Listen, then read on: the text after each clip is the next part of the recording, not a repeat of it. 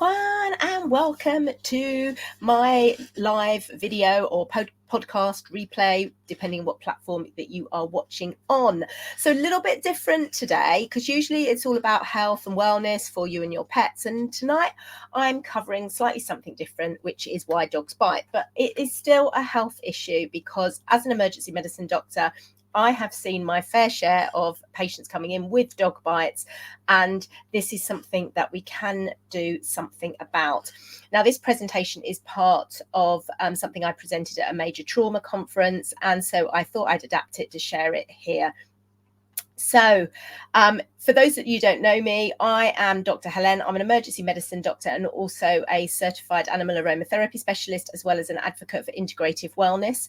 And I love to help people and their pets with an integrative approach to their health. So if you like what you're listening to, please hit the follow or the subscribe button. And if you want to look at your health or your pets in a natural way, then do get in touch and find out how I can help you. Now, if you're not listening to this on a podcast, but watching this on YouTube or Facebook, you will see a picture of a dog, snapping, growling, being quite aggressive. If you're listening to this and you want to see all the pictures, then do check out the recording in YouTube or Facebook. So first of all, is this dog aggressive? Yes or no? Now, this is actually my dearly departed dog, Treacle, and she was behaving like this because she was very scared of someone at the dog training facility that I was working at when I was in medical school. She was actually a very, very sweet, loving dog, beautiful, but this was absolute fear. And this is obviously a reason that dogs can bite. So this is her looking much more demure, absolutely cracking dog, very, very beautiful and friendly and great with kids, as I said. So I'm an emergency medicine doctor. I work at a major trauma centre, but outside of medicine, pretty much everything that I do is aligned with dogs or pets in some way. So I'm a canine massage therapist, a canicross instructor. I worked as a dog trainer when I was at medical school.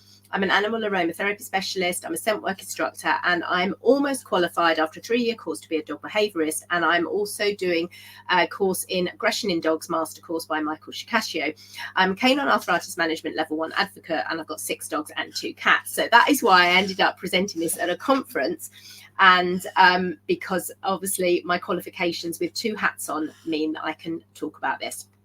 So first of all, 91% of dog bites happen in the home with a dog the child knows, and that is a statistic that comes from Dogs Trust. But this also backs up my own research. So I have studied dog bites in children over the 10-year period, both on a formal and informal basis.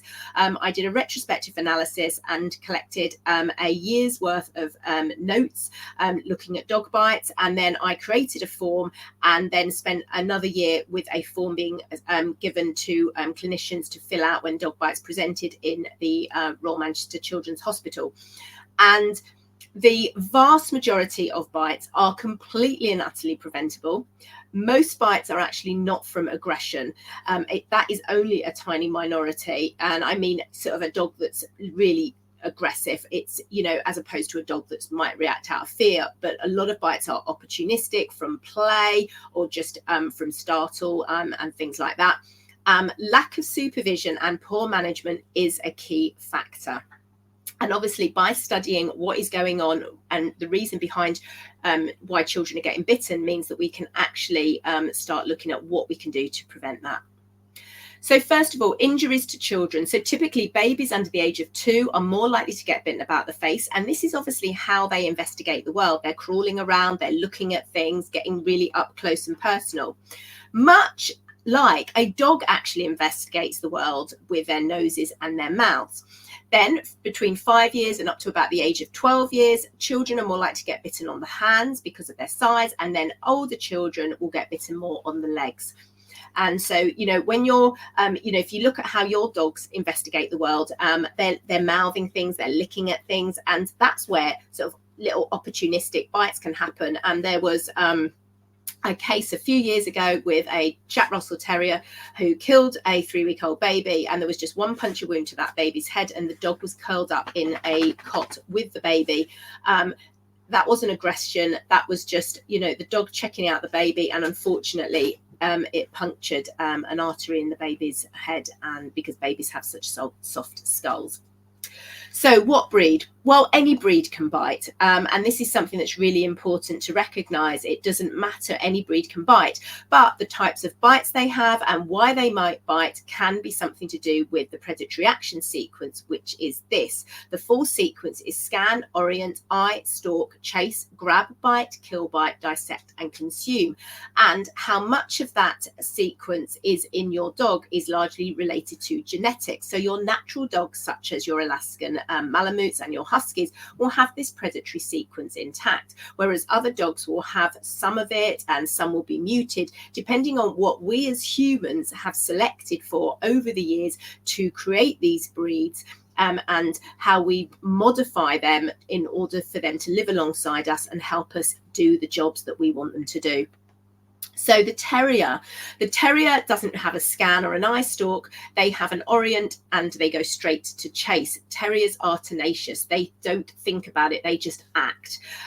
They may have a dissect and consume part to it, but they orient and they just act, and they grab and they kill, bite. So this is all related to they were developed really because they needed to keep rats away in settlements, so they were used for pest control. So this is how humans have bred this particular breed. Then we have the gun dogs, which are my favourites. I've got 3 spaniels there. The picture of the 3 is my dogs. And so again, the spaniels and the other gun dogs, it's all about the orient, eye, stalk, chase, not so much, but might be there, and grab, bite. The other things are bred out. And obviously within all these breeds, you will have the norm, and then you will have the outliers where they don't quite fit to the norm. But this is generally what you have. And spaniels particularly, and all the gun dogs that are retrieving, they will have soft mouths because, you know, they want a soft mouth to bring back the game so it's not damaged. And that's the ideal. So can't talk about breeds without covering sort of bull breeds, XL bullies, because unfortunately these dogs do cause some really horrendous injuries with patients. Most of my colleagues will say some of the worst injuries they've seen are from these breeds. So let's just look at the history of the bull breed. So they go back to Roman times, and they were a breed that was used at gladiator times for entertainment, for bull baiting. And you wanted a very, very strong dog that was obviously going to go up against the bull. And then in 16th century life, they were bred for dog fighting because it was a sport, and so they were crossed with the terrier for the tenacity and for the fact that the dog would just act and wouldn't, you know, if it was bitten, it's not going to just shy away, it's just going to hold on. So you've got this breed, and that's how it's developed. So most of the predatory action sequence has been muted, but the grab bite and the kill bite is still very much there. Now, the interesting thing about these breeds is you can actually have dogs that actually don't have any of this at all, and the predatory action sequence is out of it, and they are just very soft dogs. And then you get obviously the dogs where it is intact. Now, with breeding, one of the problems is that you get someone who perhaps is breeding them for these aggressive tendencies. They perhaps have a litter of, say, 8 dogs. 2 of the puppies have the tendencies they want, 2 have absolutely nothing at all. And then you have these 4 dogs that will have a varying range of these tendencies, and they end up in pet homes who might not have any idea of what they were originally bred for or what the breeder was actually breeding them for. And this can actually be a problem. And I've come across patients where they have told me where they've been bitten by a bull breed or a breed like this, where they thought it was play originally when the dog grabbed their arm, and then the switch was flipped and they realized that actually it was no longer play. And I'm going to cover that a bit more.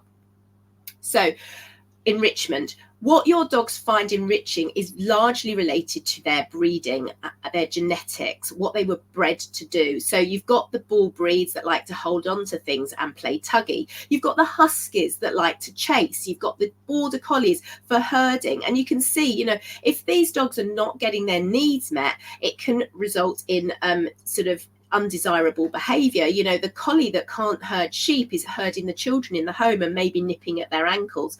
You've got the greyhound that has a high prey drive because that's what they're bred to do. They're bred to chase the lure. So anything small and furry, that could be a game over. You've got the gun dogs that just want to parade things. They want to fetch you back your slippers and the toys and things like that. And how far within a lot of breeds there are sort of working lines and show lines, and this obviously will dictate how prevalent certain behaviors are as well.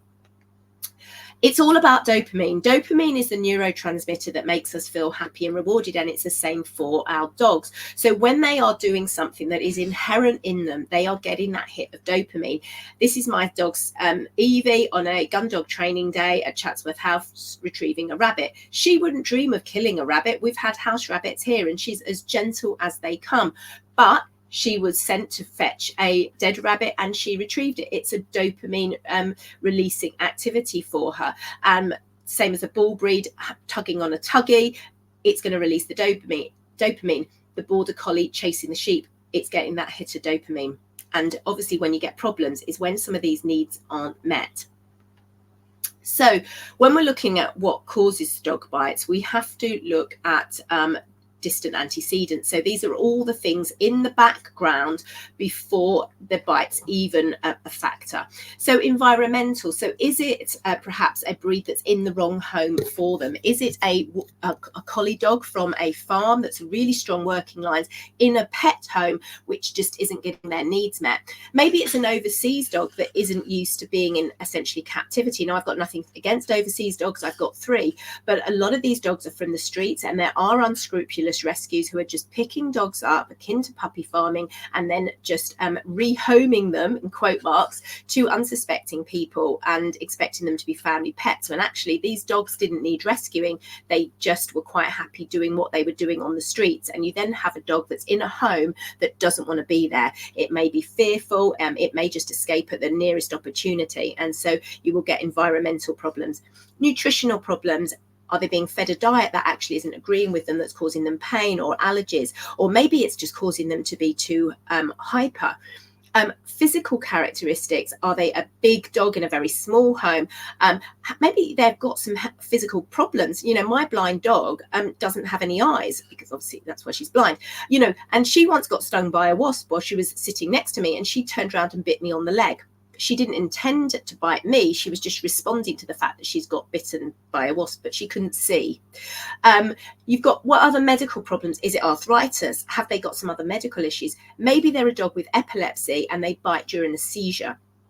What about behavior? Now, obviously, certain breeds can predispose to certain undesirable behaviors, perhaps resource guarding. But there's other behaviors, fearfulness. You know, that your overseas dog that doesn't want to be in captivity may show signs of trauma. There's lots of different behavior problems that may contribute to a dog bite, or it may just be the behavior that's inherent in the breed. The dog that likes to parade with a toy may have a bit of resource guarding that actually, you know, and then doesn't want to give that toy to the child. So play features really hugely in why children get bitten for a vast amount of different reasons. So first of all, you know, you've got a dog toy there. The dog likes walking around with it, but what actually distinguishes that toy to the dog from the toy that the child is hugging? So it may be that the dog goes and tries to hug the toy or play with the toy, and the child says no, and there's a little bite there. Or perhaps the child is running around with a flag and the dog is enjoying that kind of thing and goes and grabs the flag and the child gets bitten on the hand. But that also brings me to the game of tugging. Now, I do not like the game of tugging to be played with children. And the reason is this game has a massive role in why children are getting bitten during play. Because unless you are teaching your dog when to play and when to not play, your dog doesn't actually know the difference. They can't realize that actually the child that's running around with a flag is not trying to incite the game of tuggy. The child that has the toy is not trying to incite the game of tuggy.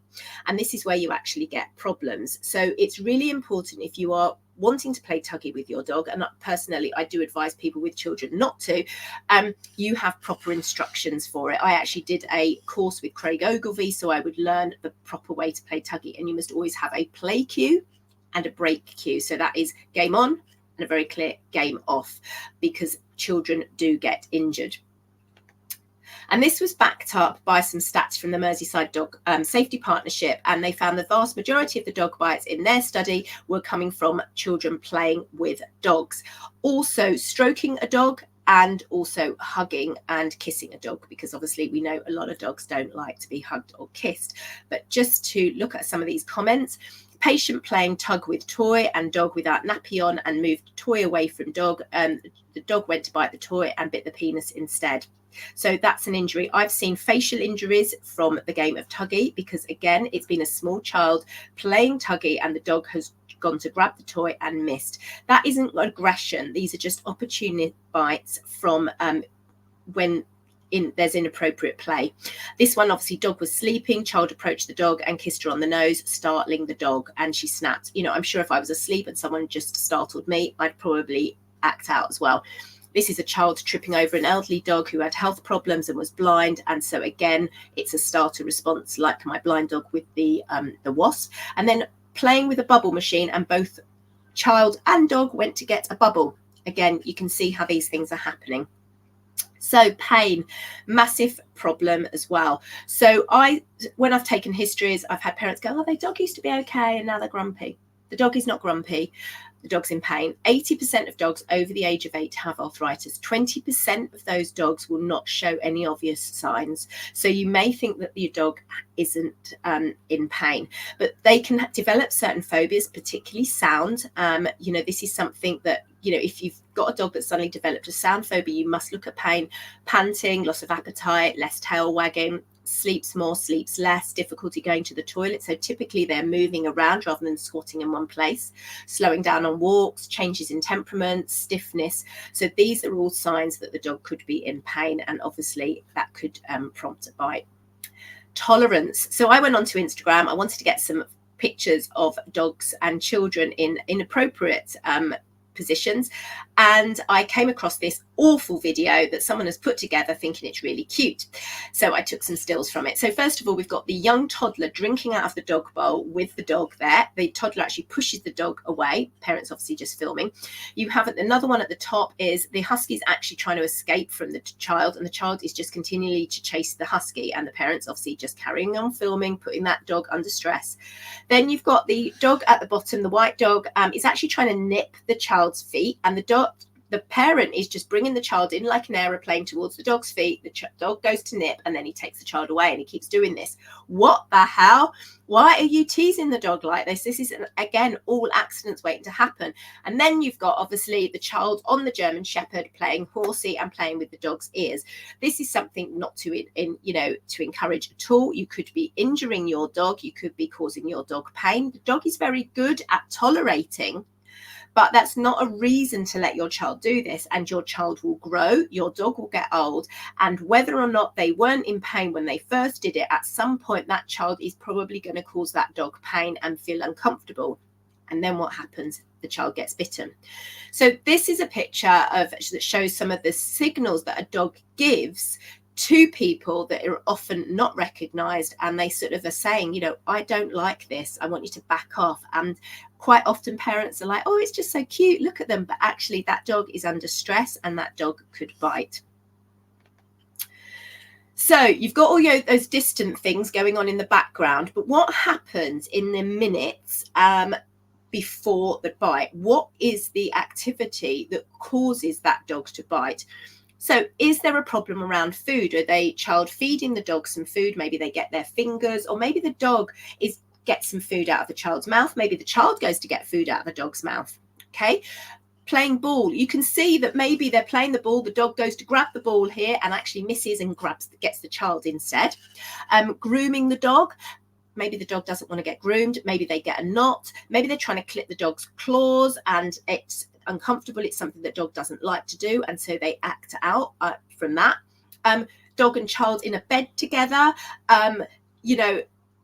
that makes me feel really, I don't like these pictures at all, because it could be uncomfortable for the child. The child could roll onto the dog, who then might snap. Child might throw up, might have a dirty nappy that the dog then goes to investigate and punctures. You know, it only needs a small little opportune bite from a canine, and that child could actually need significant surgery or even die, as I said, in the case of the young 3-week-old baby and the terrier. And then we have the bucket.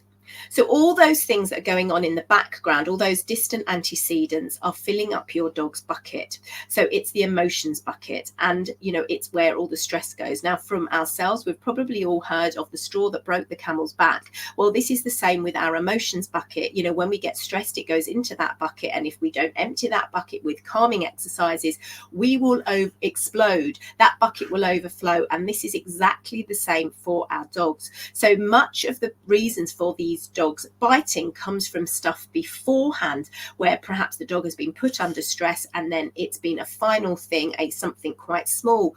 You know, the parents going, the dog just acted without any warning. They didn't. There were all these things. Their bucket was overflowing, and the dog suddenly erupted. Obviously, that's very different to the opportunistic bite because of maybe the dirty nappy or the playing of the ball. But all these things can act on the reason that the dog bites the child. So a really good case to exhibit this is the sad case of Ellie Lawrenson, who died on New Year's Eve in 2006 in St Helens. So Ellie was a young girl. There was a pit bull type dog that belonged to the uncle, who was known to, I think, deal drugs and had some drug offences. And he had this dog. The dog wasn't allowed to be around Ellie because the dog had shown some jealousy towards Ellie. The uncle there was video footage of the uncle and training dogs, again, those quote marks, with getting the dog to hold on to a football and then was kicking the ball away from the dog and encouraging the dog to grip harder onto the football. So this was a game that the owner was playing with the dog. On the night in question, the parents went out for New Year's Eve, and Grandma was looking after Ellie. So, you know, the dog was not allowed to be around Ellie because we know the dog's not safe to be around Ellie. Grandma was smoking cannabis, so you get an immediate antecedent there where there's a risk, you know, poor judgment. It's cold outside. The dog is outside. There are also fireworks going off as well. So all these things are causing the dog to be stressed outside, and the dog was unhappy being outside. So Grandma brought the dog in. At some point, a firework went off. So obviously the dog is already stressed, so that bucket's very full up. A firework then goes off, and the dog attacked Ellie, grabbing her around the neck. Just remember, that dog was taught how to grab and hold on because of the actions that the owner did with that football in the documentary I saw. And so Ellie actually had 72 wounds to her neck. Grandma fought very hard to try and save Ellie, but there was no way she was going to be able to get that dog to release that young baby, that young child. And Ellie sadly died. There's several steps within that could have meant Ellie didn't die and that she wouldn't have been bitten. And just interrupting certain steps, not carrying out certain actions, making certain changes would have saved Ellie's life. So there's always more than just one thing that contributes to these dog bites. So 10 things that could prevent dog bites. First of all, never disturb a sleeping dog. Okay, just no, don't let your dog up and kiss your child go up and kiss a sleeping dog. Growling is good. If your dog is growling, it is the final warning before they bite that actually they want you to back off. So respect that. Balls, toys, be mindful how you let your child play with your dog. You know, supervise it. If you're going to play the game tuggy, as I said, I don't advise it with children. Make sure you are teaching it appropriately. And just be careful around toys, and, you know, teach your child that if the dog has a toy, you don't go to take that toy off the child. And also, you know, teach different things with your dog as well. Always ask permission of the owner if your child can say hello to a dog. Make sure your dog has some safe space in the house that they can go to and get away from the child, where the child will not follow, so that they can have some time out, and so they can go there if they're feeling stressed. Supervision management, really important that you supervise the interactions between your child and your dog. Food, If your dog is eating, your child must be away. If your child is eating, your dog must be away. Keep them separate, okay? Because there are certain, I've seen bites that have been around because of food. If you're out walking your dog and you see a child, just pop your dog on a lead. Keep everything very safe. If you're out with your child and you see a dog, just keep your child in safe. And again, don't let your child just run past a dog that they don't know or go up and interact with a dog that they don't know either. Don't be hugging and kissing a dog. Most dogs don't like it. I've got 6 dogs. Some of my dogs are very huggy and kissy. Some of my dogs aren't. And it's just about respecting that. But obviously it's very easy. If they don't like it, they can get bitten around the face. And don't let your child lie on your dog. Don't let them play horsey or anything like that. So I just want to show you the canine ladder of aggression. This is from Dr. Kendall Shepherd, who is a veterinary behaviourist and also an expert witness, as you know, in terms of dangerous dogs. So this is a ladder. So the green arrows are all calming signals, and it is going up. And these are all signs that your dog exhibits when they are feeling under stress. And you can see the growling is just before the snapping and biting. So if you tell your dog off for growling, your dog is going to stop growling, because why would they growl? They get told off for it. They are literally just going to go from maybe lying down, stiffening up, to a bite. And so you've lost that last level of protection. So, but all these other signs are signs, they're calming signals that your dog says that actually I'm no threat and I just need you to back off. Respect that, because otherwise you're going to easily end up with a bite, and because your dog's emotions bucket is overflowing. So if you want some more resources, do check out Dogs Trust, the Be Dog Smart. They have some wonderful safety information, and they also do workshops. So if there is a bite within the family, they do workshops to help explain what's happened and also repair that bond. The Kennel Club has their Safe and Sound program, which again is educating how to behave around dogs, but also if in a circumstance where a child is set upon by a dog, some safety advice, what to do, like be a tree, and if you're knocked over, to protect your head and things like that. So lots of different ways to teach children how to be safe around dogs. Dr. Kendall Shepherd has written a fabulous book called The Canine Commandments, which is aimed at children, and it's all about behavior around dogs and how to teach children how to behave appropriately around dogs. On my YouTube channel, I have a dog bite prevention playlist, and I also have some dog bite prevention downloads as well. If you want to go to my link, which is www.thehealthfuldoctor.com/WPW links, and I will just put it across the bottom of the screen. It will also be in the show notes as well, should you want to learn more and get some tips. If you've got any questions, please send me a message or comments. Don't forget to follow or subscribe for more information. And if you want to know more about dog bites and you want me to do some more videos on it, let me know as well, and let me know what you want to know about so that I can carry on creating more content. Have a beautiful evening. Stay safe, stay well. Bye.